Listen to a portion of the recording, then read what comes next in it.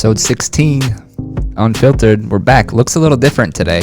I'm over here. Normally I'm over here because no Isaac, no Lindsay. The team is different. But instead, I've got Austin Krause, Luke Winkelman, and McKaylee Krause. McKaylee, say what up. What up? What up? There we go. She's running this behind the scenes right here. But Austin was best man at my wedding and roommate all through college, Central College, Pella, Iowa, right? Yeah. Luke, gotten to know just being fellow Jeffersonians right here. You've done me some very good service cutting down trees, but then we've gone a couple rounds deep, talking deep stuff just because you've got it in you, you know? It's no stone unturned. There's nuggets in life that ripe for the picking. And I'm excited to pull that out of you guys because I know y'all both are full of lots of them, and you've done things and you've been places, and so this is going to be a good little episode, number 16. Mm-hmm. Yeah. And it's also fun because I've never had two guests at the same time who don't know each other, but yet here we are. Nice to meet you. Yeah. This is good, but it's all casual. You can do what you want. You can look something up or take a phone call. You can do that. Drink some coffee. Are we all caffeinated here? That's good coffee. That's good coffee. Yeah. Continuing caffeination. Continuing, yeah. Yeah. Cup number.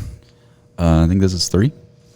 And I wonder about our viewers if they think we're like caffeineaholics or coffeeholics, because it's like I always have coffee, which a lot of the health gurus, they say no caffeine, no coffee, no pop, no added, just water. Yeah, but I don't know that I could run my day on that. It's an interesting thought because like your day is just stacked up. I'm like, there's a lot to do and you need a little extra pep to the step. In a typical work month, yeah, absolutely. Yeah. How much is just right and how much is too much? And then are we just like using, self-medicating, just right. to tweak a little bit extra performance out of us? But at that point, am I like, do we do that with multivitamins? Excellent thought. It's a fair question. You're titillizing the health practitioner inside of me there, right? Mm. A lot of people, is caffeine not a drug? Or, it's an accelerant. It has drug-like properties. Sympathetic stimulant. It is a PED. Performance-enhancing drug. Mm-hmm. You can fail drug tests in the NCAA for caffeine. Or like too much, if you have too much in you. Wow. Absolutely. Because your baseball team that you manage as the head athletic trainer. Yes. Say your role for a second here. What do you do before we get too far? My official role is now Director of Sports Medicine and Athletic Performance. Right on. And you have your master's in athletic training. I do. You started at Central College, then you went to Terre Haute, Indiana. Yeah. Yep. Home of the Sycamores. Got my master's there. Then went to Mesa, Arizona, where I was with the Mesa Cubs for a few months. Then came to Tribeca. Right on. And the Mesa Cubs, that's like that's in the farm system of the Chicago Cubs, right? It's the AZL rookie affiliate. Okay, right on. That's legit. And you did an internship with the Iowa Cubs in Des Moines? Yeah, in between undergrad and grad school. Yeah, that was legit. Very nice. Yeah, it was fun. It was a lot of fun. A lot of fun. Yeah. I have tickets to an Iowa Cubs game. I'm excited for that. It's a great place to go. It is a great place to go. Principal Park. Yeah, it's one of the better stadiums in AAA, in my opinion. I agree. It's sharp. I've never been there. I'm excited to go now. I'd Put that suggest on the bucket list. Yeah. We'll get you there. As a thank you and a reward for coming on the podcast. So it's not what you know, it's who you know, right? And it's how you know them, right? Uh-huh. Yeah. Mm-hmm. You might know someone and they might hate your guts and they ain't giving you nothing. Well, true. True. It's how you know them, right? Correct. Yeah. But like caffeine, so your team just made it to the College World Series. Yeah. Was there drug test done on? We did not have to take any drug tests, which I was kind of surprised. My guess is because of COVID. That's the only thing that I can come up with. But there is always a chance. Like it could happen randomly at any time. Yep. At any point, they could come to your hotel. It could be right after the game. They could say your whole team has to drug test. Is that something you have to like sign for? Like you have to agree to this? It's just part of participating in NCAA athletics. Yeah. Tribeca has it as well. Our drug testing policy, we could at any point say, hey, like you need to go pee in a cup and we need to see what comes back. Then it's like you have to do it or else. Yeah, you have no choice. You sign off on it. Right. Just the cost of doing business. Yeah. And if you don't do it, it's considered positive tests. And well, Oh, fascinating. yeah. Then you get the repercussions anyway. Yep. Even if you don't take anything. Wow. Crazy. So caffeine Yes. Now it takes astronomical amounts A of lot. caffeine. And the way caffeine's metabolized, you'd have to get somebody at the right exact moment. It'd be really hard to do, but it is listed as a banned substance. crazy. Because the half-life of caffeine, do you know this? How long it lasts in your... I don't know the specifics. No, I know it's not long. I want to say it's like 6 hours. Should probably look it up. This is where the fact checker over here. You don't have to do that. I don't know what those powdered caffeines, like the anhydrous caffeine, that can. Oh yeah, and pre-workouts and the BCAAs and All of those sort of things. Yeah. Right. The half-life of caffeine in blood is about 5 hours, which means the elimination half-life is between 1.5 hours and 9.5 hours, which there's like a genetic component that dictates how quickly or how slowly you filter caffeine out of your body. But like a half-life of 5 hours means like we're having coffee now, probably like 120 grams of coffee or caffeine in here. So then 5 hours from now, half of that is still going to be active in my bloodstream, basically, which means like still 60 grams of caffeine. But then even 10 hours later, there's still 30 grams of caffeine active in your bloodstream, which is crazy. It's a lot. yeah. But it's why doctors say don't drink caffeine after like 2 p.m. or noon even, because like 10 hours later when you're going to bed, it's still like doing its thing. For you insomniacs out there, don't do caffeine past noon. Or I don't know, try it. Maybe you should. Or you build up your tolerances, raise your threshold, and then it doesn't affect you near so much. Spoken like a true craft beer. I mean, it's everything. Everything in moderation. Moderation, right? Yeah, absolutely. Yeah. We'll get into your craft beer aficionado later, maybe. It's Dexter's Laboratory. What's your official work title? So I am a captain paramedic with Calhoun County EMS. I've been there since day one of its inception, July 1st, 2007. Your anniversary just happened. You did. 2007. Yes. 14 years. I know. Crazy. Wow. That's awesome. Am I even that old? I don't know. Barely. I feel like I'm 65 though some days. Those are the days that I come to you and like, Philip, help. Just need to get loosened up right there. Yeah. Because is that you feel like you're 65 because the job itself creates some repeating stress, or? I think there are times where I just pile things on so much that I just burn the candle at both ends and then wave the lighter under the middle. So, because you're doing the EMT job. Yeah. Paramedic. Paramedic job. Mm-hmm. Captain Luke. Like, do people call you that? Captain Luke? Captain, my captain is I like to think it's a loving moniker, but. That's awesome. I mean, that's solid. Yeah. Solid. Yeah. I like Captain America too. So that. any captain, I'm kind of like, indeed, I'm in. But you often have like, well, not only on top of your EMT job, then you do the tree service. Yep, I got a side hustle.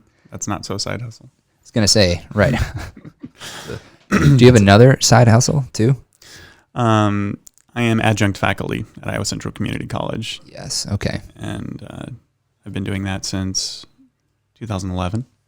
Currently on sabbatical. I'm like on year 3 of a sabbatical. Just because there's a finite number of hours in the day. Do you teach an EMT course or? I have. Yeah. Okay. And paramedic. Right on. And first responder. Right on. Yeah. Which, okay, is interesting. And we've briefly touched on this off camera because your dad is an EMT. Was a paramedic. Was a paramedic. For 26 years. Is he retired? Yes. Does he have another side hustle that he's taken up his time with? No, just completely got out of it. Right on. Switched professions. Now just works normal. Right on. Was that a voluntary career switch? Yeah. Okay. Yeah, it was just time. The stress of it all. Sure. It's 26 years. Yeah. Yeah. it can be cumulative, and then there can be some acute events that often cause people to segue into another line of work. Yeah. No, it's not for the faint of heart. That's for sure. Mm-hmm. I would agree on that. Does he tell stories? Are you allowed to like talk about things that happened first of all, or is there any like a partially traumatic story where he's like, well, okay, this happened? Austin, he's done a pretty good job of not telling a whole lot of things. He'll give backgrounds just to try and, as I was younger, to try and like teach me the right way to do things. And as I was getting into the more medical field, kind of his thoughts and ideas. But really one of the main things he always taught and made sure to point out was just observation. He never ran onto any scene, because if you did, you're going to miss stuff. Walk with purpose, find out what's going on. Don't just do something, stand there. Yeah. That's a quote of an author, Kelly Grayson. We don't pay you for what you can do. We pay you for that space between your ears. To assess, to read the situation. Assessment is your greatest superpower. Mm-hmm. Your power of observation. Yeah. And so I took that into athletic training. My guys make fun of me for it a lot, but like somebody will get hit or something will happen. I'll just take 2 steps out of the dugout and I stay there.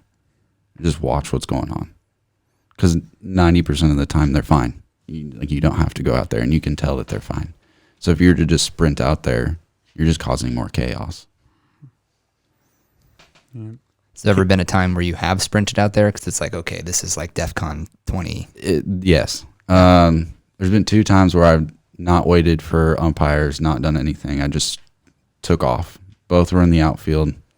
One was when I was in Arizona. We had an outfielder, dead sprint, run square into the wall. I mean, there was no slowing down there. You just hit it, fell backwards. So that was a don't even wait type of situation. The other one, a kid scorpioned, but scorpioned in the way that his head was on the wall and his body was on the ground. So like he was really... So it was like 90-degree head. And so that instantly I ran out there thinking, this is 911. Here we go. Let's C-spine, all that stuff. Got out there. Kid was fine. Wow. No idea, but good for him. Some levels of flexibility that were obtained there. Yeah. I don't know if he was just completely relaxed and didn't tense up, but yeah, he was fine. The human body is bewildering sometimes. The incredible forces that it can brush off like nothing hit it. Yeah. And then the subtle things that happen that are just catastrophic. Yeah, then you're just like, wait a second, that wasn't that bad. What? Yeah. Do you guys feel like, man, that's fascinating to me. There's, 2 different kind of careers, but yet you approach it the same way, maybe with the EMT, the paramedic background linking. But do you feel like that mindset of assessment, observe, wait, see, take it all in has like helped you in other areas of life too? Does that carry over into relationships with people or is that a zone that you enter because you are on duty? And then when you're off duty, it leaves and then you're back to, normal things. I'm going to need a second to mull this over. If you're prepared, go right ahead. I think Yeah, you're the power of observation. Are you not rushing onto the scene right You're here? assessing. Dude, Yeah, I am absolutely. you crafty guy. Yeah. That's a great question. I don't know that I have a specific answer for it. Given my personality, it probably could hinder me a little bit because I'll tend to just sit back. But I guess it does help me in a sense, I guess, when I meet new people, you can kind of observe and kind of figure out kind of nuances. So you aren't trying to break a lot of flows. You're just trying to get to know people. But then, that also gives you an opportunity, though, where people could overlook you because you're not out there. You're not putting yourself out there. I think I could break it into 2 categories. Situations that I've seen something like this occur before, in which case I've already formulated a plan for how to act when I see this again. Thank you.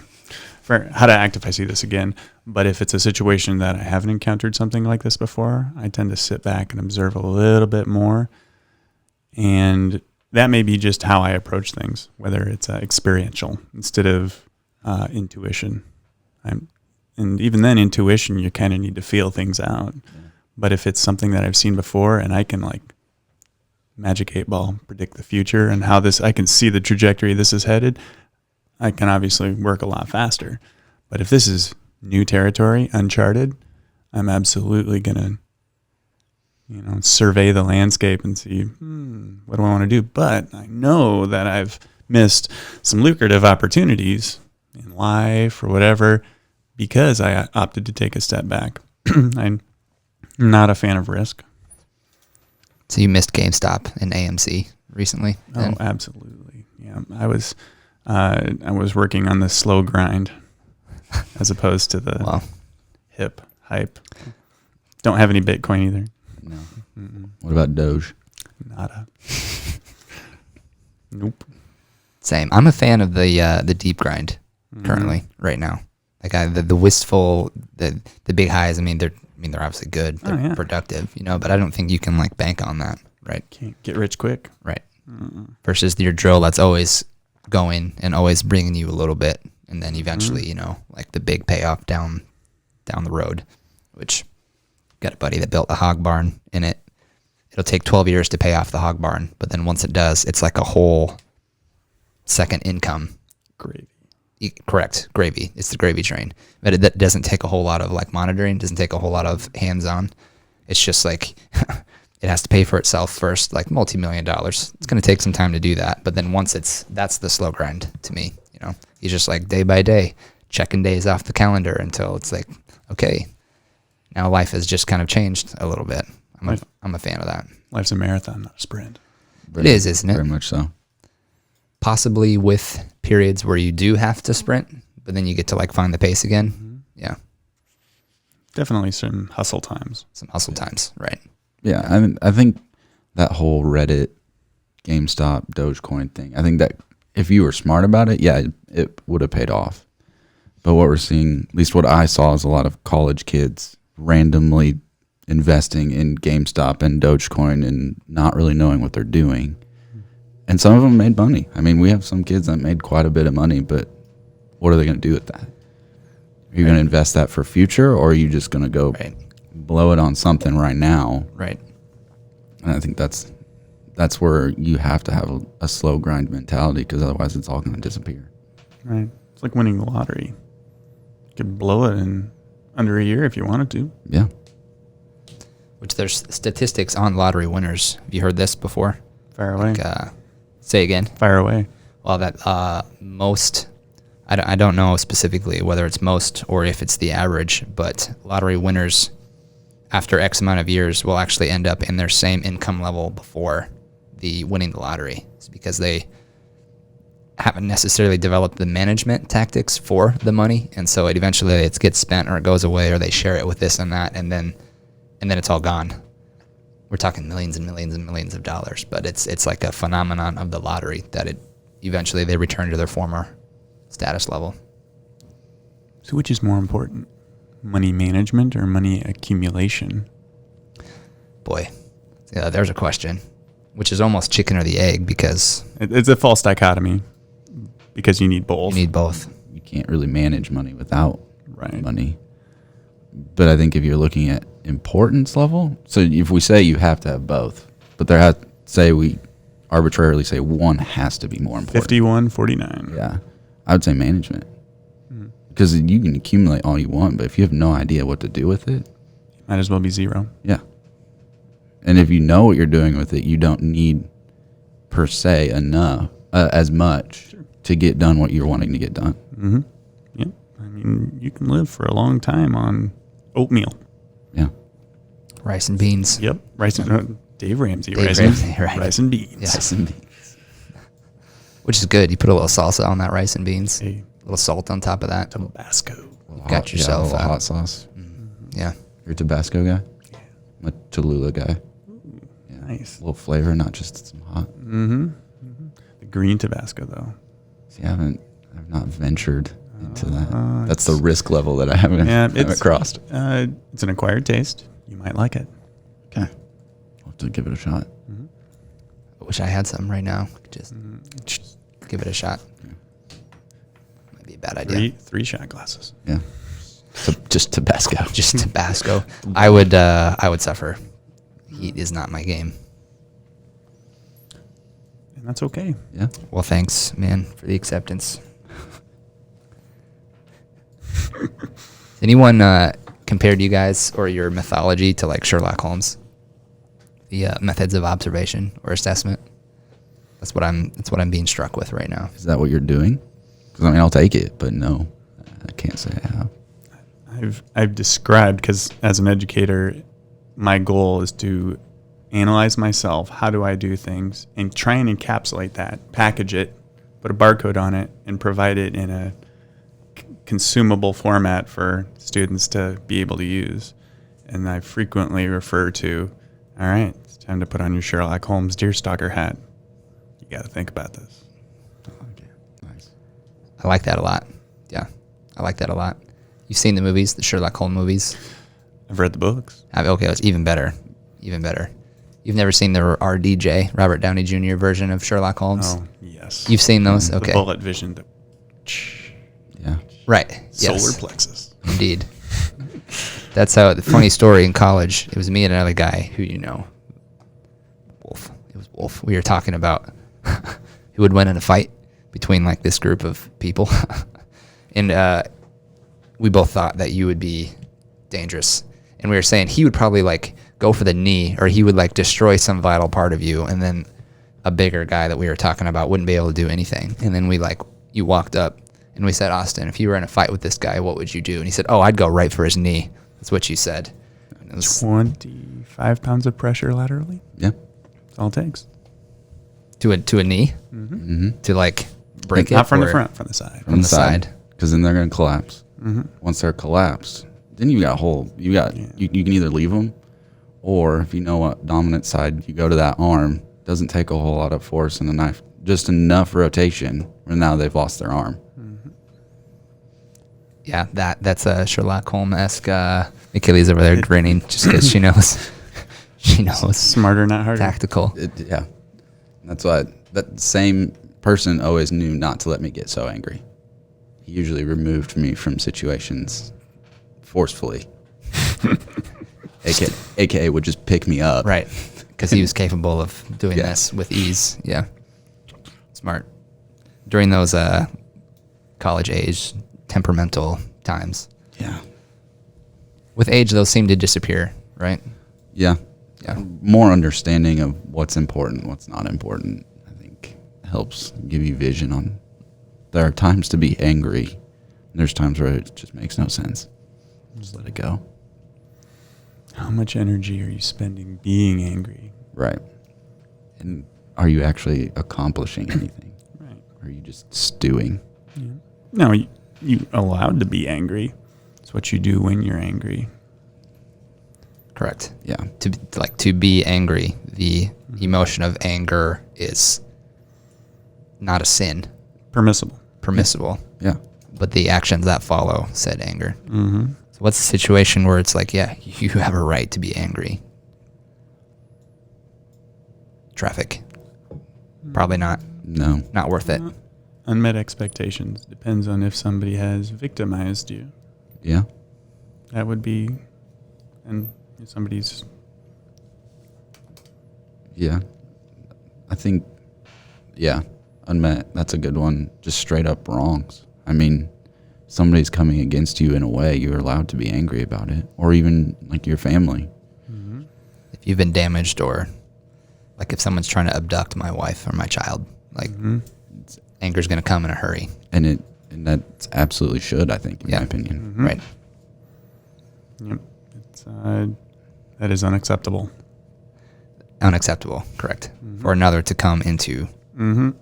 me and mine and do this. Here's the expectation. Here's the border to your castle. Do not cross. What about in a married, well, we're all married, 3 kids, Mm-hmm. one kid on the way, future kids in the picture. In the picture. Yep. Because when you talk about unmet expectations, we've entered a contract of relationship, more or less. You know, both lawful and spiritual in a way. And when like Social. correct, sure. When that contract has been violated, right? Like, what's the difference between angry and offended? because sometimes like in a marital relationship, it's like you nitpick, or it's like you choose to be angry about something that maybe does or does not matter. So how do you qualify what should transfer into anger versus what should be left alone? That's tricky because then you're trying to navigate land of what's valid and what's invalid. Right. What's valid to you may not be valid to others. That's a great point. In order to answer that question, there is either expressed boundaries and then implied boundaries. And to move more of those implied boundaries into the expressed category requires a profound amount of communication, nonstop even. It's necessary. Nonstop communication. Necessary, right. Mm-hmm. So that way when you get even close to those implied boundaries, you have an idea that, hey, cold, warmer. All right, hey, let's not cool with this. I'm a little bit offended, but to the point where I'm like outright angry. Hey, by the way, this is not something I'm okay with. And then it moves from an implied boundary into an expressed boundary. Yeah. I think in a marriage, when you're healthy on both sides, you should be able to talk about it before offense becomes anger. Mm-hmm. Now, we all have moments where we're not healthy enough to take that. And then that's when it gets a little bit harder. But you got to dynamically work through those. Mm-hmm. What do you think would be a category of not healthy in that way that would allow it to go towards anger? For me, I know when I get unhealthy, it becomes a matter of assumption. You assume that the other person should know that that's wrong. Right. You assume like they know me, they would never do that. They had to have known that would hurt. Yeah. And at the end of the day, you don't take into effect how many things that you just overlook because you're busy or do other things. And then when you actually sit back, you're like, oh crap. Mm-hmm. Yeah, I shouldn't have said that. I know, like I curl up into the like emotional fetal position, just kind of bottle it up. Mm-hmm. And,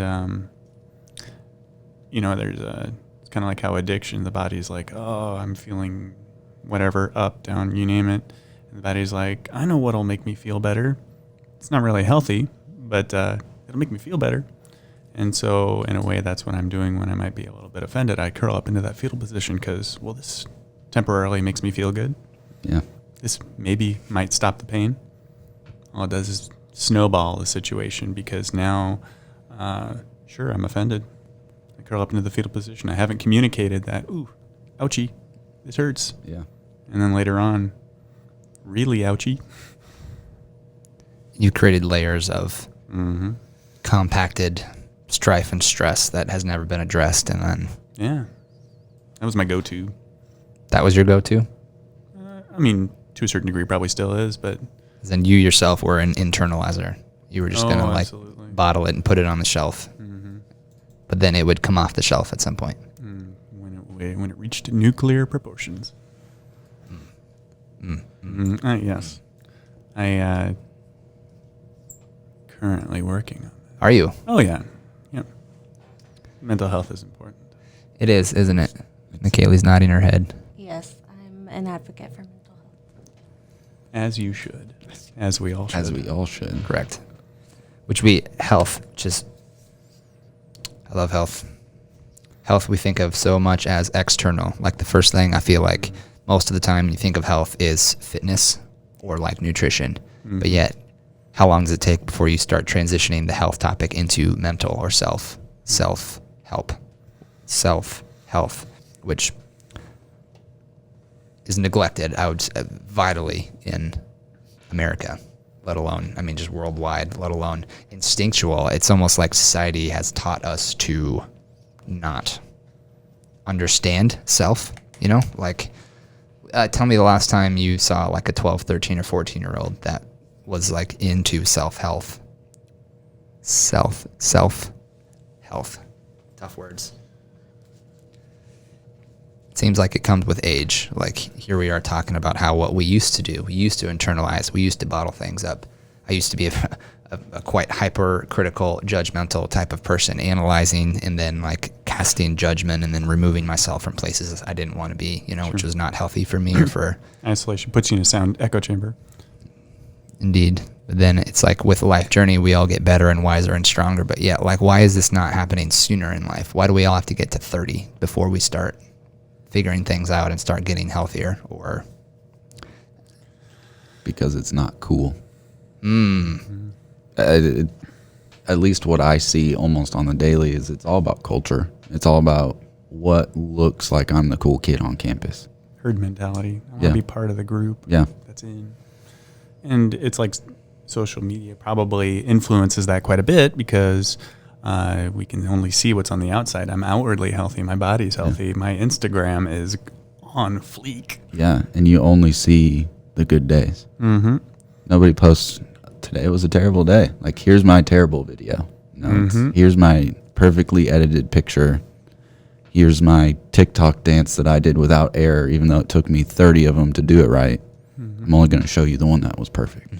I went home and stared at the wall because I felt like going outside would be an elephant sitting on my chest, crushing. Yeah. So, simplistic answer, it's not cool. We're hopefully turning that around. I don't know. I know I get into a bubble in college athletics and college setting. We can kind of only be surrounded by what we see, what we're trying to do, but mental health is a huge push right now in athletics. It's been a push for a while, but we continue to grow it, which is self-health. At least athletic training-wise, we're moving a lot more recovery, which means you have to take care of yourself. I mean, it is still nutrition, fitness, all of that stuff, but then you're also looking like, how are you sleeping? How are you dealing with stress? How are you dealing with your relationships? If you're not sleeping, your sympathetic nervous system is going to be amped up to the point where your GI tract is not going to be absorbing nutrients, and you're just going to spiral downward. Yeah. Preach it, dudes. Yeah. Then depression from lack of sleep. I think it's a brain development thing too, because you're teaching the athletes that they need to learn how to do those things and they need to prioritize those things.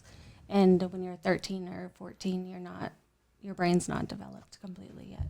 Exactly. It's where it's pretty common to be taught how to drive, but is it as common to be taught how to address conflict, how to express yourself in a way that's healthy for you but not hurtful to others? Yeah, fascinating. Michaela, you should look up on your Google machine over there what age is brain considered fully developed? On it. On your phone or the computer, whatever you want to and use. This may be too deep of a question, I guess.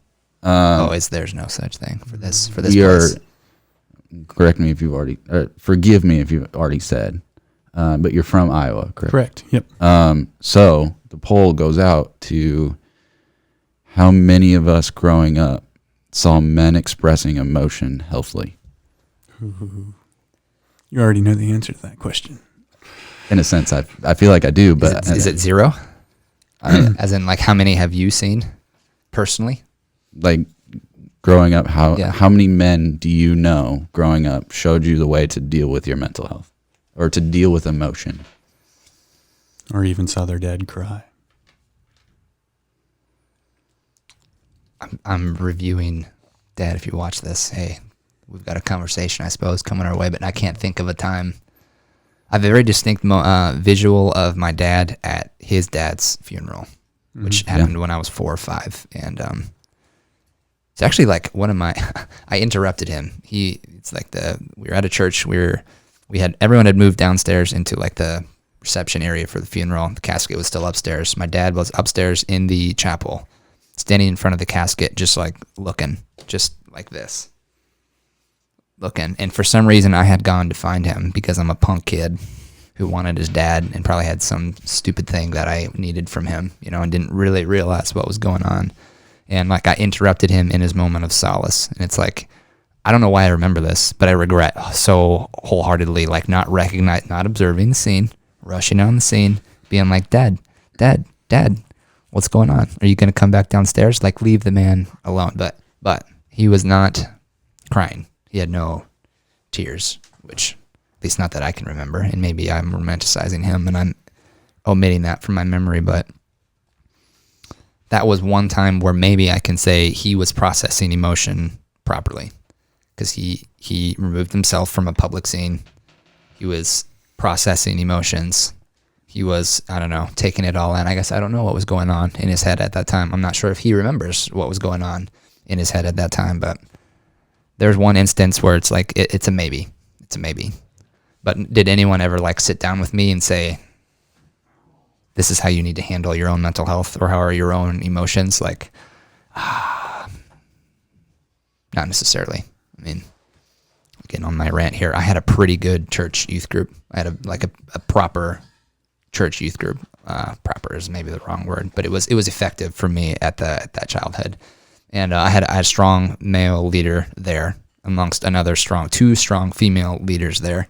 And maybe indirectly they taught how to process emotion and just how to like handle relationships and how to just be like, how to be a good person is so cliche, but just how to, live righteously. Navigate the nuances of life. Correct. So as I have lived life, I feel like I've pulled on from this base, but was it specifically about handling emotion? No. The answer is no. First time I remember my dad crying was my mom and dad had just miscarried my brother. And mom was not in a good place emotionally. And neither was my dad.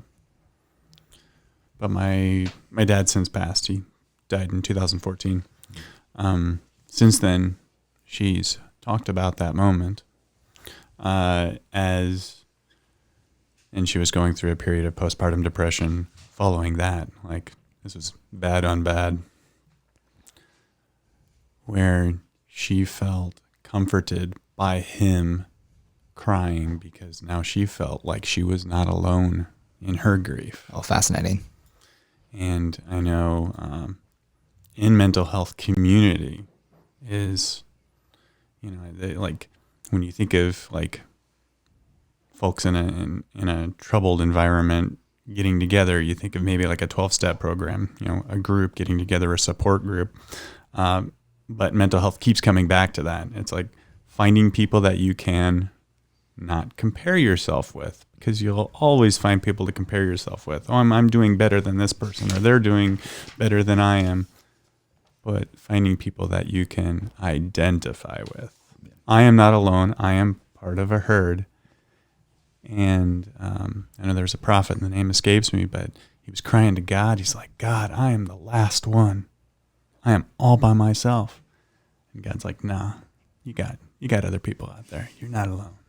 So community is huge when it comes to picking you back up. Indeed. And identifying with other people. Indeed. Identifying and not comparing. Exactly. Yeah. Because you can always find differences. Right on. Which either leads into like envy or pride. Ooh. Because you don't have what someone else has, or you think you're better than them because you have X, Y, Z. Yeah. Wild.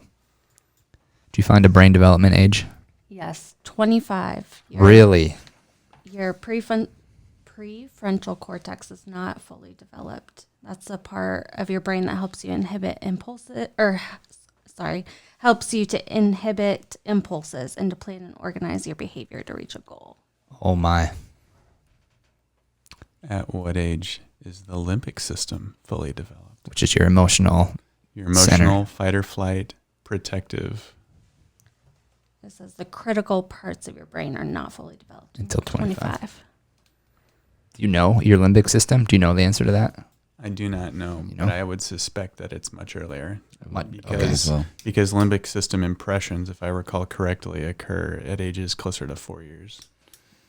I mean, I'd have to agree just based off of some classes that we've taken, just how fight or flight response affects children throughout. I mean, throughout their life. And it's not just mental, it's physical. Yep. Their health can significantly decline because of it. So you can feel pain, emotional and physical, and that can affect your compulsions, directions much earlier than complete development of your prefrontal cortex, your logical thinking, I have no reason to be deathly afraid of a non-venomous spider, but I am just absolutely terrified.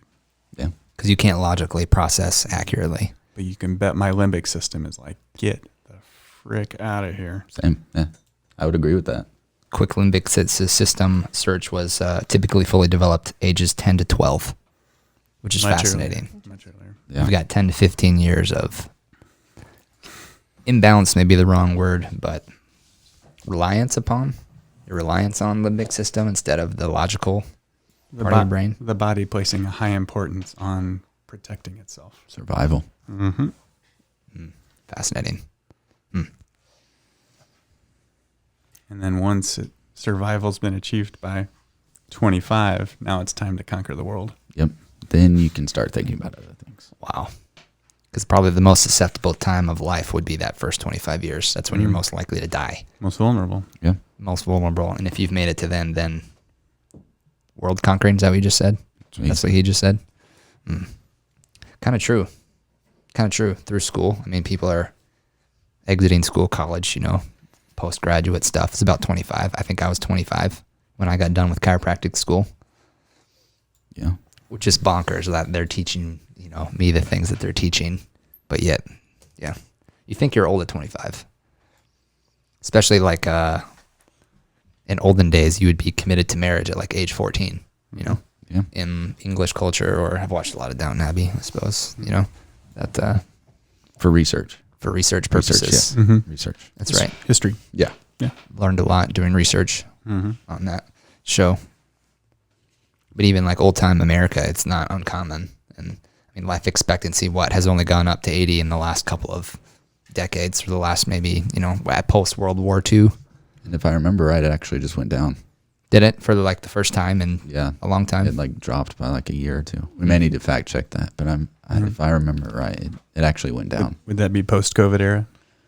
I believe so. Yeah. I mean, that would make sense. I want to say even pre-COVID, I've heard that it went down a year.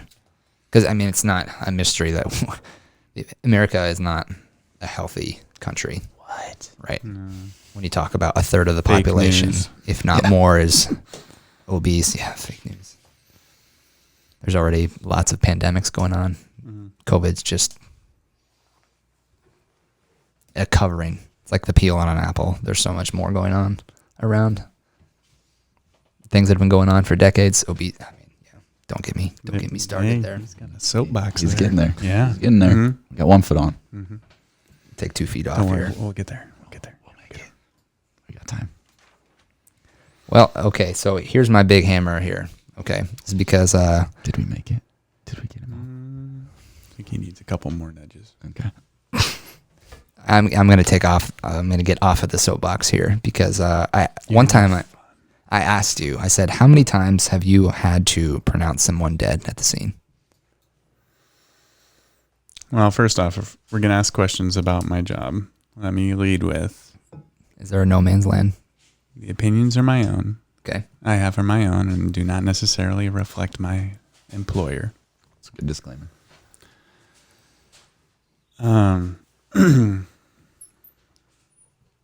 A lot. Which is not a normal thing you do in a day. Is No, but a lot. do you feel like you were made differently to handle that, or did you develop a way to? It was absolutely developed. Okay. Mm-hmm. What was it? Newton said, if I am to see farther, it is because I stand on the shoulders of giants. There are many individuals that I've had the opportunity to learn from and develop a technique, to develop a process, so that way I can perform a task like that in a way that's compassionate, to the point, and is not harmful to myself. But you found that. It was not there on day one. How long did it take?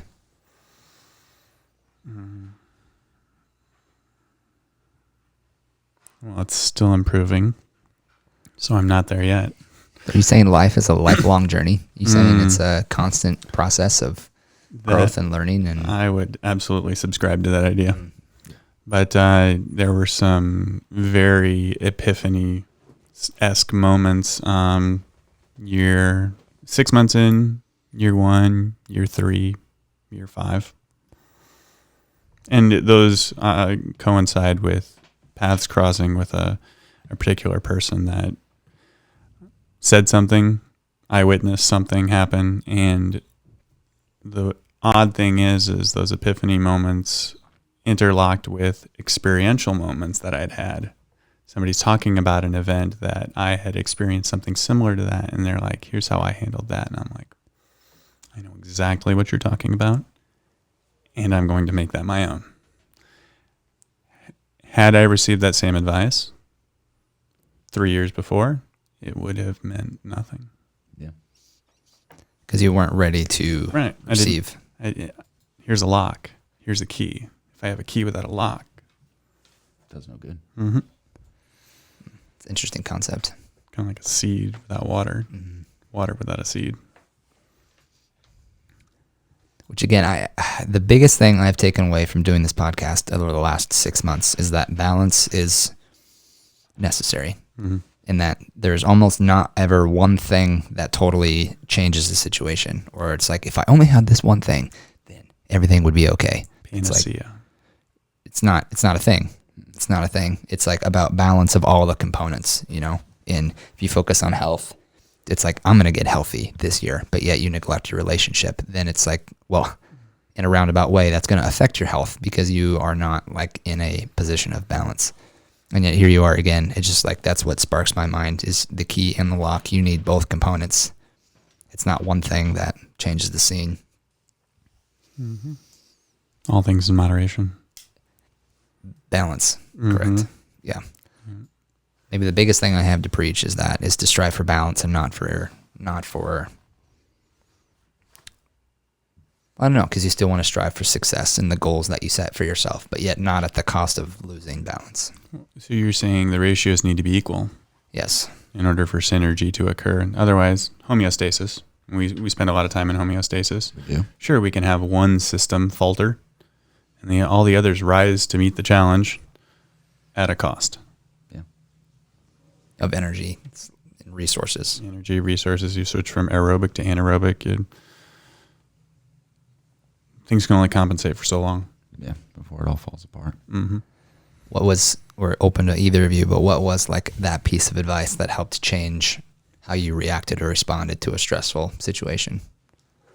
Same question to you. We went to college together.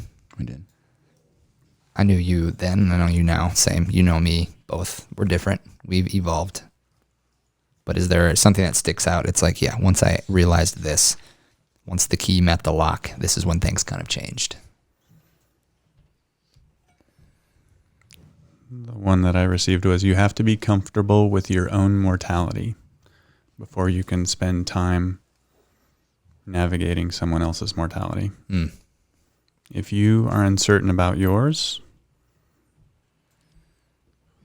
coming in close proximity to others is going to constantly remind you of that thing that you fear.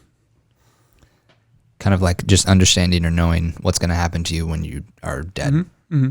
Like coming to terms with that. Yep. I'm not going to live forever. Right. Yeah. Death and taxes, right? Yeah. Yeah.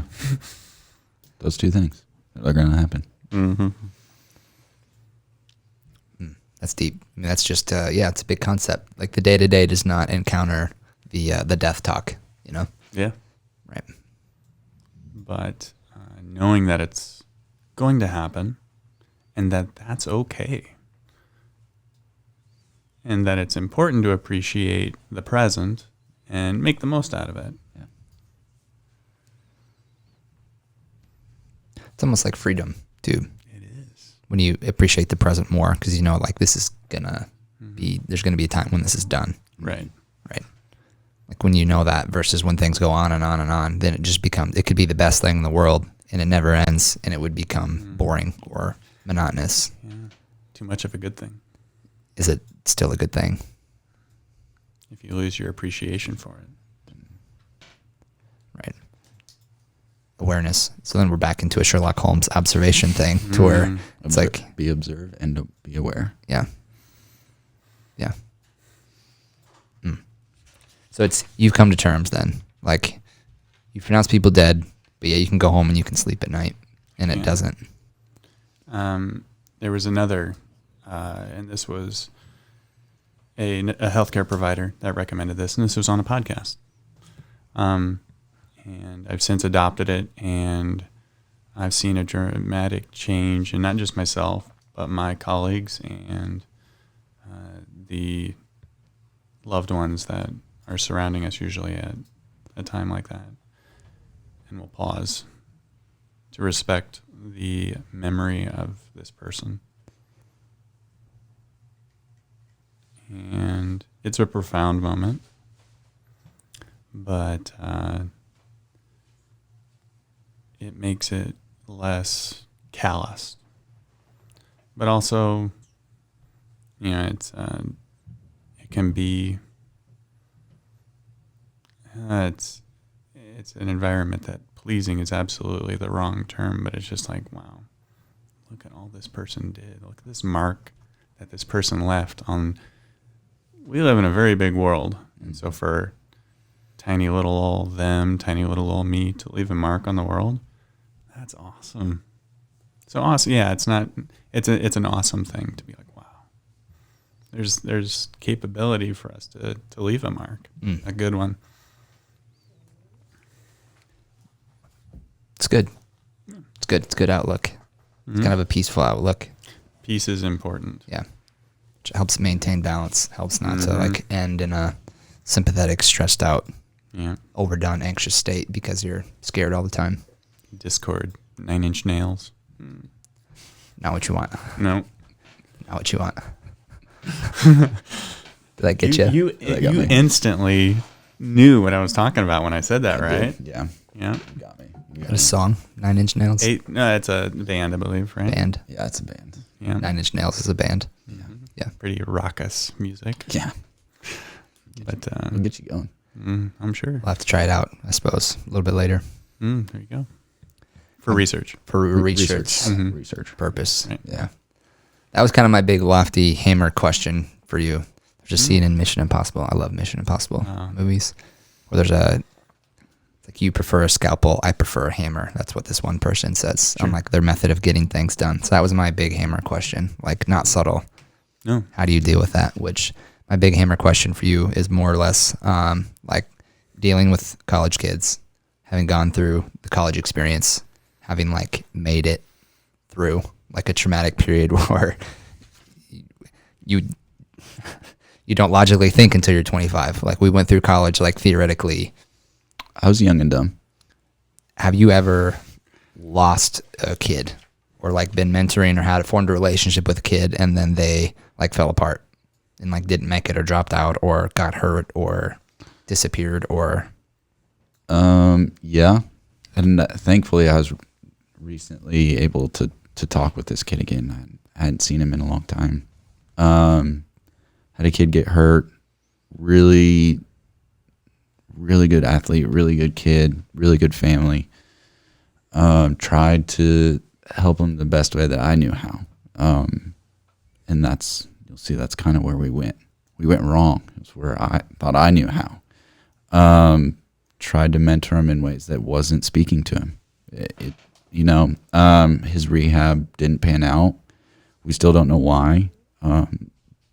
I've had doctors, I've had other athletic trainers look at my rehab that I put him through. They don't know why it didn't work, and that's part of surgery, just like any other medical. There's a time where it just doesn't work, and in athletics, it's not life or death. So there's ways to move past that, but never helped him do that. I took what I call very Midwest approach. Basically, just tried to push him up, tried to buck him up. Let's get through this. Let's figure it out. just get through it and didn't, take that time to talk with him. And so he kind of felt like he fell apart, felt like he just gave up. But recently, I was able to talk to him, and we talked about how like it just didn't work. We're still able to talk, like, good relationship. He's doing a lot of really good things now, and he's kind of built his life back up in a good way. Because there's a time where, especially as athletes, where your identity is formed by your athletic ability or the camaraderie of your team, more or less. That's a big problem. Big problem. Because it can be taken away, or you can lose that identity. In a heartbeat. Right. Against your will. And that's, I struggled with that for years after I stopped playing baseball. Mm-hmm. Like, how do you get that competitiveness? How do you do this? I was a baseball player. Mm-hmm. Well, was. And even when I was a baseball player, I was still something else. Mm-hmm. It took a long time for me to figure that out, and it takes every college athlete a long time to figure that out. Right. What I try to help these guys with, there is life after baseball. Every now and then, as healthcare providers, there's a situation that occurs called second victim syndrome. And that's where we as healthcare providers tend to put ourselves up on a pretty lofty pedestal. And a lot of people sling the word hero around. Yeah. A lot. And Bob Feller, he was a baseball player from Iowa, actually. And then went and fought in World War II, came back, and because he was a celebrity baseball player, he was asked to be in parades and things like that. And one time somebody said, here's our hero. And he said, I'm not a hero. Heroes don't come back. Heroes give it all. And I'm not a hero. So every now and then, as a healthcare provider, it's it's in admiration, said, you're a hero. And it's like, all I want to do is be remembered. I want to be, somebody's having a bad day, and I was there to hold their hand. Yeah. Because heroes end up dying in the process, and I don't want to be, my goal is absolutely not to become a hero. But because we sometimes put ourselves on a pedestal, allow others to put ourselves on a pedestal, we can have some pretty extreme expectations placed on ourselves. Now, granted, to control sometimes a chaotic situation, I have to be overly confident. Here's what we're going to do. Here's how we're going to do it. And that's that. But we do have to realize that we're human, and to err is human. And we have to be prepared to forgive ourselves for that when we do. Not if we do, when we do. And there's a situation called second victim syndrome, where as a healthcare provider makes an error, and as a result of that, it may have either caused or hastened some type of morbidity or mortality in our patients. And we, as healthcare providers, hold ourselves overly responsible for that, and sometimes it results in suicide. And that it's kind of self-caused in a way, because we thrive on that pedestal. And it's like, guys, we're human. We've been given a particular set of skills. We should fix everything. Yes, and we are awesome. But that's maybe an unreasonable expectation. And I've tried to shift it away from I'm really good at what I do to I do the best that I can. Because that's all you can ever promise. You can't promise somebody it's going to be okay. See that in movies. It's going to be okay. No, you Can't say that. don't let your mouth write checks you can't cash. Yeah. I'm going to do the best that I can. That's all I can promise. I've started saying that at the office. These people always want to know, can you help me? How long is it going to take? Correct. Am I going to be okay? And it's been weird, but the answer is, I don't know, but I'll do the best I can for you, and we'll see how far we get. And I hope that does enough. And most people will take that as there's hope, Like I believe it's possible, but I don't know because it can't be banked on. Yeah. And remember that you were saying earlier, it's like imagining what somebody else would think. I wonder if we say that because that's what we would want to hear. We would want to hear, yeah, I'm going to be okay. And so it feels odd saying I'm going to do the best that I can because it feels like me saying, no, I'm not capable of doing it. But do they really feel weird hearing that? They probably don't. Suppose I don't know. They probably don't. Maybe it's just weird for me to say because I don't want to let them down. Right, exactly. So if they came to me seeking help and it's like, hey, it turns out I can't do it, then that's actually, I feel like I'm not enough, or I feel like I failed them, which is kind of that projecting Stockholm syndrome and that you've thrown out to me before, and heroism and projecting myself as a pedestal. If I don't do it, who will? Right. It's in a way that's Stockholm syndrome. Yeah. No, I think too, people just want the truth. I've come across that more as, there are some that want to be, for lack of a better phrase, they want their hand held and everything's going to be fine and we're going to soft talk our way through this. Mm-hmm. But I have found more people just want to know exactly what's going on and how are we moving forward from that. Shoot her to me straight. Yeah. Which drives me, one of the points when I came out of grad school that used to drive me nuts is I would see athletic trainers who would hem-haw. Well, it could be this or it could be that, but let's talk to the doctor. No, you know what it is. Like, just say it. Because it'd be an ACL or it would be something that they know is going to take the athlete out for at least a full year, and they don't want to be the one to give that bad news. Oh. Are you a healthcare professional? If the answer is yes, and you know what's wrong, tell them what you know. Now I always caveat, this is what I think it is. This is what it could be. I could be wrong. But I have within a reasonable degree of certainty. That it's this. That it's this. And like, I want you to know that. Mm-hmm. Is it a hard conversation? Absolutely. But is it necessary? Is it what's best for the situation? Yeah, I think, because then how would you feel? You go see a doctor and they're like, yeah, it's going to be okay. And then you go see the actual specialist you're going to, and they're like, yeah, we got to cut your leg off. Like, wait, hold on. But that guy said. That guy said I was going to be okay. Well, you are going to live, but you lost a leg. Right. Well, he didn't tell me that. Full disclosure is a really good thing. Yeah. Mm-hmm. No, I also really liked, I never heard of second victim syndrome, but that is one of the most impactful things I've ever had in my career. It was when I was in Arizona. We actually had a official scorekeeper. So AZL rookie ball, nobody goes. It's not good baseball, being honest. All right. I'll take your word for it. But all the official scorekeepers are older retired men who just love baseball.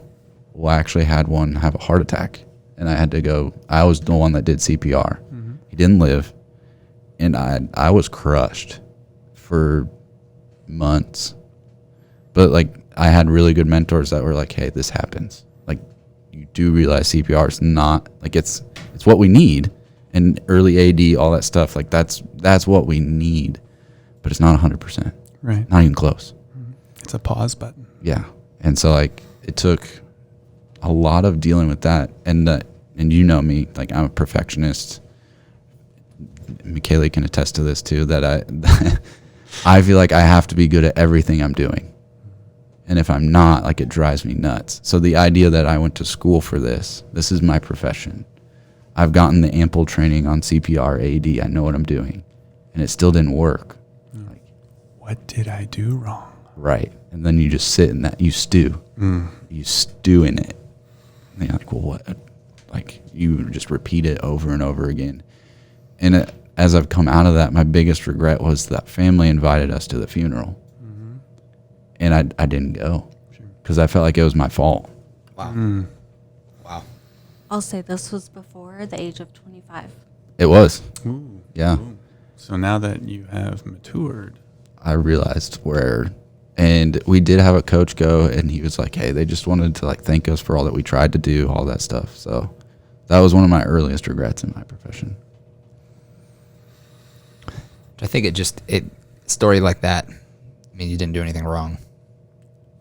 No, but No. it's like for those who are above 25 or those who are have an outside view and can see things clearly, I feel responsibility to be a voice of reason or wisdom to someone who hasn't quite reached like that full maturity, full experiential age, just to make sure like you don't get derailed or end up in a place of suicide because you created a pattern of thinking at a young age that created a second victim or heroism thing. And then once that failed you, your identity in that failed, then you have despair. Yeah. And if despair goes on long enough, then you're at a place where it feels like you can't get out. And then suicide starts looking like a valid option, which is traumatic for everyone around that person. All because a traumatic experience wasn't managed quite as well as it could have gone. Sure. Which is a tough, even hearing that come out of my mouth is like one of the toughest things to say because there's no guarantees. I have no idea of the situations that go into a scenario where suicide has happened. But like if this podcast could be a voice of hope for someone who's experienced something like that and can just like rethink things that have gone traumatically before, maybe there's hope at the end of the tunnel. Right. Which is maybe, I don't know, my biggest mission in life. We were talking yesterday about future endeavors and things like that. It's just want to be a voice of hope. Just want to be positive, reasonably positive. Find some ways for people to identify with you. Good Plug there. Not- plug. Not compare, Not compare. Not but compare. identify. Yeah. Yeah. Deep, guys. Good. Jeez. Good. Wow. Smell the rubber burning. There's a lot of belts turning. Belts turning, wheels turning. Indeed. McKaylee, what time are we at? How long have we gone?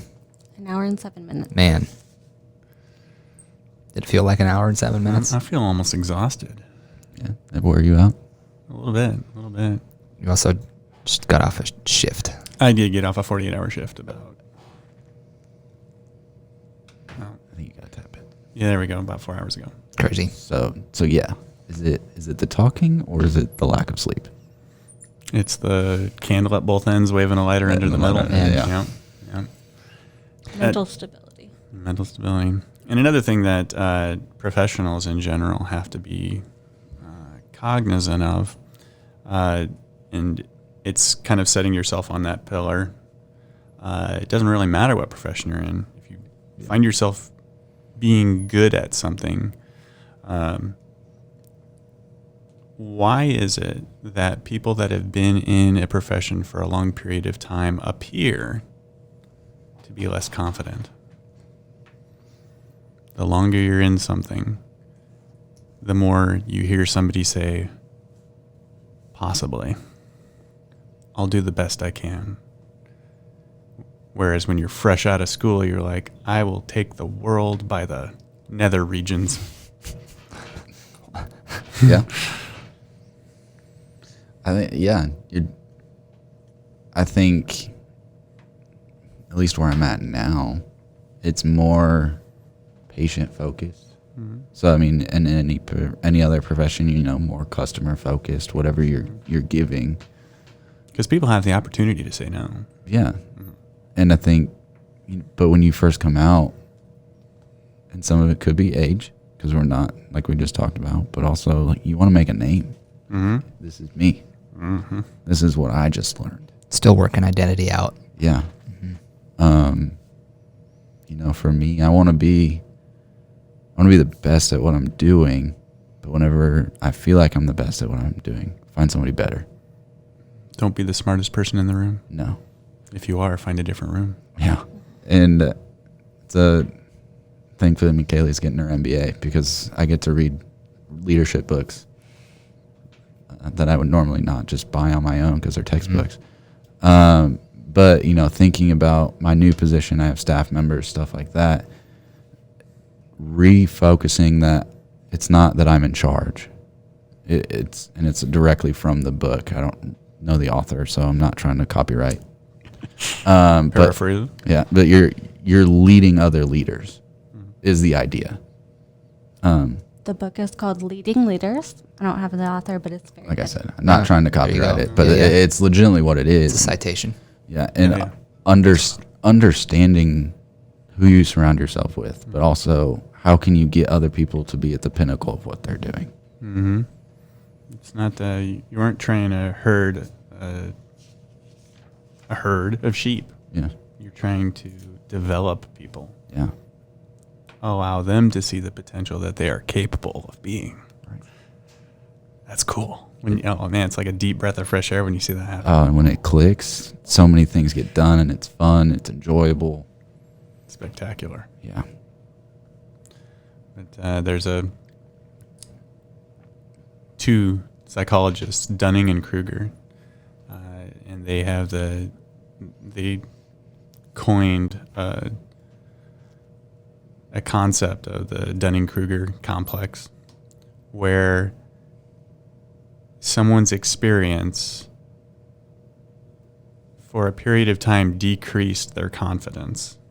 And they tried to figure out what correlations were involved with this, and they found when somebody was imparted with some knowledge, their confidence level skyrocketed. And that was until they encountered situations that they thought they were prepared for, but then found were woefully underprepared for. And immediately after that, they reached a point where they questioned everything.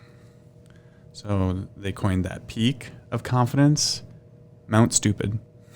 I like it. And then that plummet of confidence, the Valley of Despair. Wow. But once they reached that point, if they were able to continue in whatever career path they'd chosen, there was a slow but more congruent with their actual experience increase to where, all right, now I guess I do know enough about my job to be reasonable.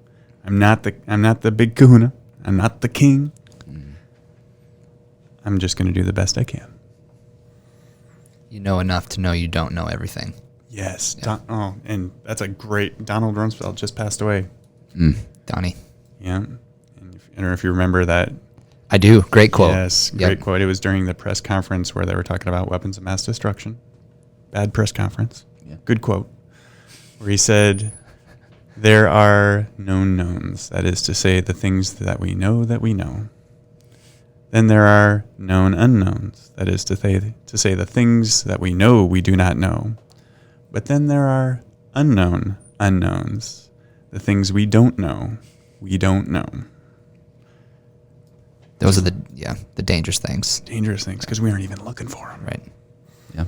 And it's a variable that you're playing with that can totally ruin your equation. And the black swan. You know, have you heard of the black swan? Vaguely. Prior to Australia being colonized, in the UK they used the phrase. I'll say that. I'll do that when I see a black swan, because it was like in U.S. when pigs fly. Yeah. Guess what happened when we colonized Australia? Found a black swan. It was there all along. We knew it. wow. Does that mean there's pigs flying somewhere? I'll believe it when I see it. Oh, man. What do you guys do for fun? All this weighty, heavy, depth talk, which is necessary. You need to go there at some point. You need to take your mind there and prepare it. But what do you do for fun when you're not working or bettering yourself? I'm a nerd. I like to game. Right on. I'm a PlayStation 5 guy. PS5, what's your favorite game? Right now I'm on a big Destiny 2 kick. Okay. Yeah. Nice. So, for a while it was Assassin's Creed. Mainly just because I love how they put history in it. Like, you feel like you're doing more than, like, you're actually kind of learning something while you're gaming. Sometimes you are, sometimes you're not. It's for research. Research, yeah. All research. But yeah, so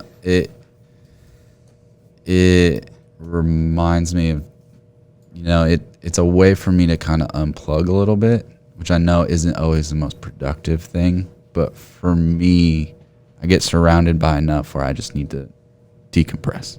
I just need to, I'll try to accomplish goals in this little virtual world. But if I don't, it's not a big deal. If I do, it's still not a big deal. Just kind of having fun. So it's like a training environment. Yeah. Zero- Failure without consequence. Yeah, zero consequence. But so you're just throwing out hypotheses. Hey, what if I do this? Oh, maybe I won't do that again. Science. Yes. Constant trial and error. We actually, Scientific method. I play with a couple guys, and we actually do say that a lot. Actually, like, well, what would happen if we did this? And somebody will yell science. Yes. And then they'll just go do it. Mm-hmm. It usually ends up in character death. But Hey, you're the wiser for it. yeah, now we know. Now you know. Now you know. The more you know. Besides cut trees. Yeah. Besides cut trees. So prior to getting married, I love to reload bullets. Oh man. Okay. Nice. Because when you think about, I mean, outside of the, guy beating his chest, oh, I'm a man, I love guns and bullets. Think about the process of a cartridge expanding gases, a bullet traveling at X amount of feet per second, and then being slung through the air to try and hit a precise target. There's a lot of factors that come into play. There's an extreme amount of factors. Yeah. And so I was like, this is getting expensive. I wonder if by reloading, I can save some money.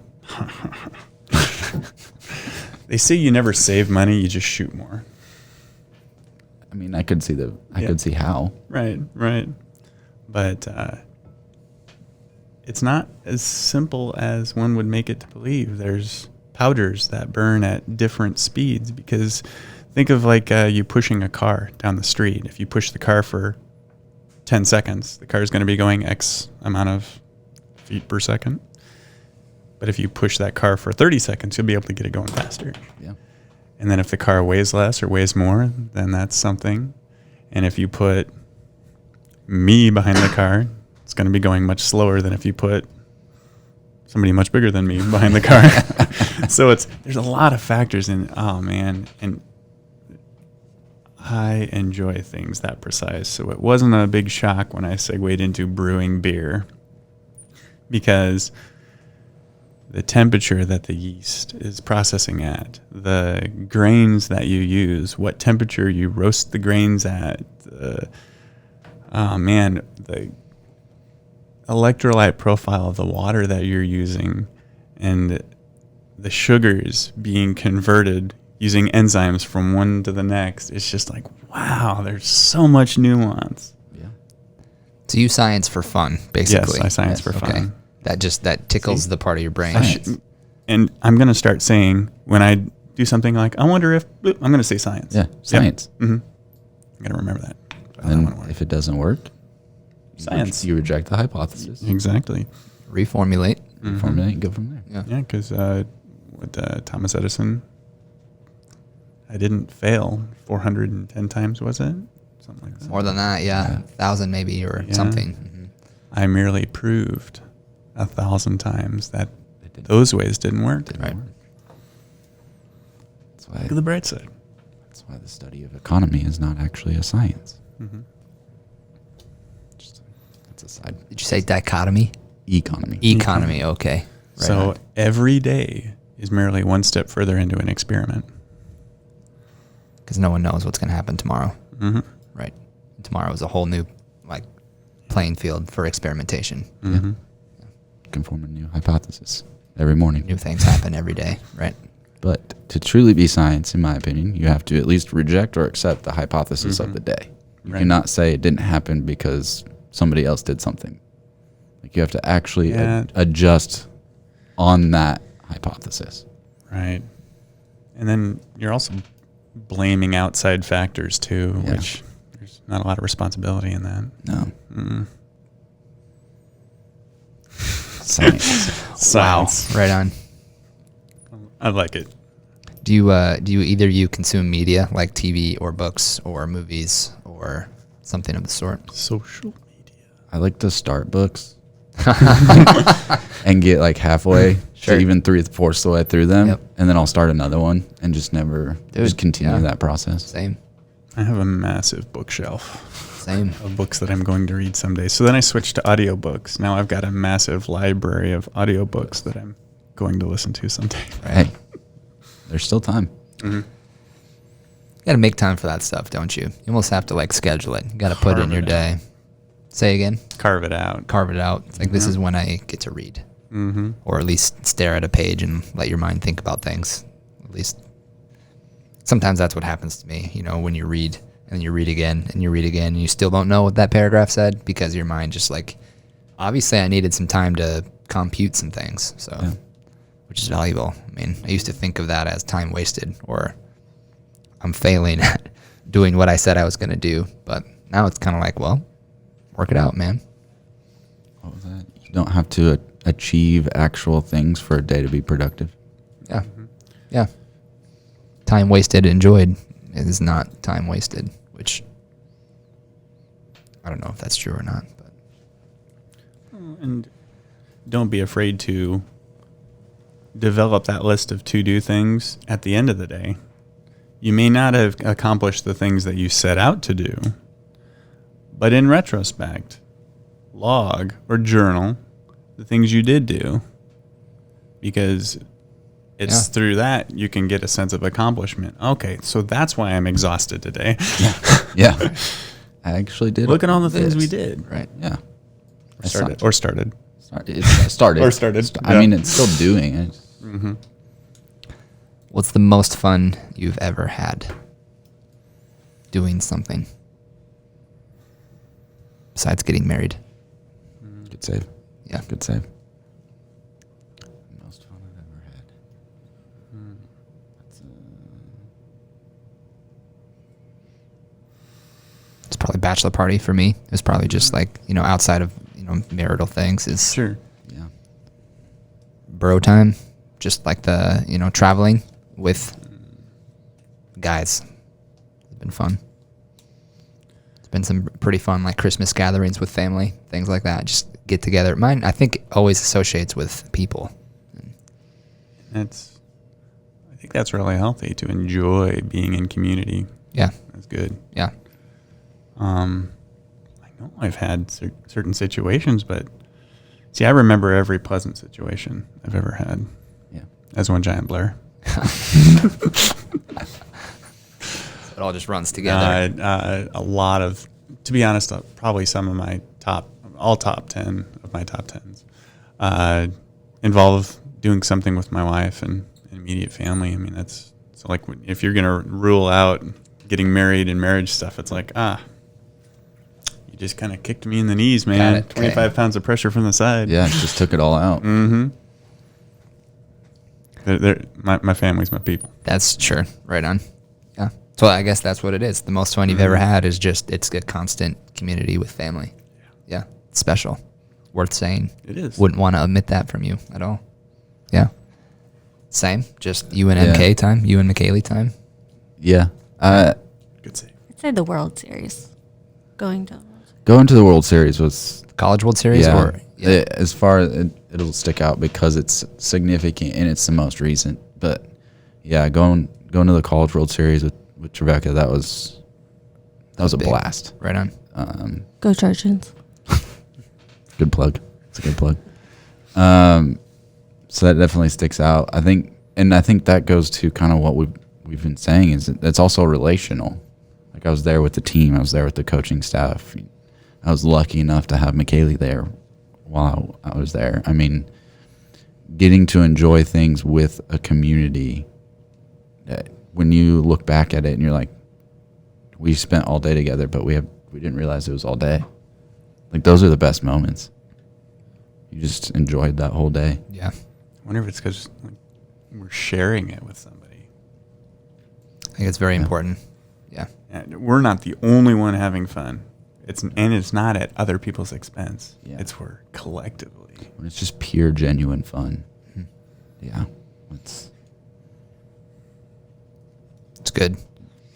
They say goals are more powerful when they are communicative or based on a community or based on a collaboration than when they are pure personal and when it's all about you or me. And so it's the same, like more fun. You're bound to have more fun when it's a shared experience versus when it's an isolated thing. Like, and maybe the black swan is out there, or the person who like needs alone time or needs to go travel or needs to go do their thing in order to like fully enjoy it. And I'm sure maybe that person exists and it's right for them. But I'd say maybe for the vast majority, it's collaboration. It's shared experience. Synergy greater than the sum of its parts.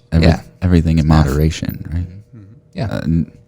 She may be embarrassed that I'm going to share this, but I love this. This is going to be good. I can tell. Community is, I love people. I love being around people, interacting, all of that stuff. But there are times where I just need to, I don't want to talk to people. I don't want people to talk to me. I don't want to do this thing. And early on in our relationship, when we studied abroad in Wales, we actually had time where we got to spend a week. Or was it a week or was it a little bit longer? I don't know what you're. I don't know when what story you're telling. When we're in Swansea, okay. Oh yeah. Okay. It was about a week. Yeah. It was about a week, and we were, we fairly early on in our dating, even though we were friends early on. Obviously, I love her to death, but towards the end of that week, like, we could have killed each other in love, in the sense of, like, you were just on top of each other. It was a small house. It's like everything was tiny. You had to share everything. There was just no way to decompress. So I think that goes back to the everything in moderation. You can love being around people, but there's probably going to be some time where you gotta love being with yourself. Yes. And be okay with the silence in your own head. And if you have to numb out, it's like, I can't be in a room and not do anything. I have to have the TV on. I have to play, in moderation, play video games. No, I get you. Yeah. If I have to be on my phone, guilty myself. If I'm by myself, what's wrong with being alone with your thoughts? Yeah. It's... have to address what's going on. Mm-hmm. There's a mental health component, because health is, or relationships, really three types: is what you have with yourself, what you have with others, and then I always say on here is what you have with the creator, or what you believe about the origin of your person. If you were created by intricate design, you have that relationship with that entity, which I call God. Mm-hmm. But your relationship with yourself is, again, mental health, one that's probably neglected more than your physical or your relationship health. We have therapy to talk about, okay, party A and party B, you're having issues, let's talk it out. But what about party A's relationship with party A? How often does that happen? Yep. So, ironically, on a movie like Tony Stark in the Marvel movies, he kind of has an interesting arc as he's kind of finding himself and dealing with himself, I think, which is one pop culture reference to a self-health incidents that I think is actually really good. Yeah, but alter ego. Correct. Yeah. It's wild. Mm-hmm. Guys, holy smokes. Thank you. We could probably go for hours more. This could be a brief halftime, and we could just reload. And this was fun. I knew it was going to happen. Closing thoughts? Anything you'd rather say or add or take away?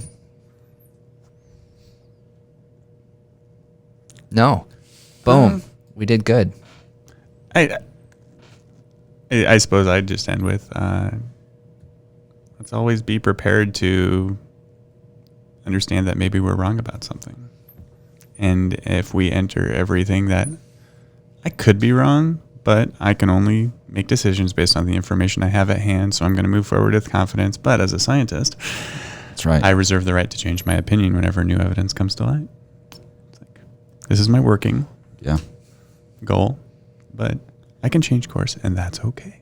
Yeah. I think achieving failure without consequence. You don't learn otherwise. Now, yes, there are things that are our failure. Mm-hmm. And carry consequence. Yes. But if you can actively go through situations and try to do your best, understanding that you're trying to do good, but, learning from something that may fail and not just, crushing yourself. I think that's huge. I'm gonna have to rewind this and listen to it again and learn from what you guys dropped. This is where you should outro us right there, Michele. I have to stop, or else I'm just gonna overload with all of this stuff. You guys exceeded any possible expectation I ever had, which the fact that you were here, that was the only expectation. Let's just do this, and yet you dropped some bombs. So thank you, gentlemen. Austin Krause, thank you. Luke Winkelman, Michele Krause over there. Thanks for filling in. Appreciate you. Can't wait till the next time. Episode 16. That's a wrap. See you next time.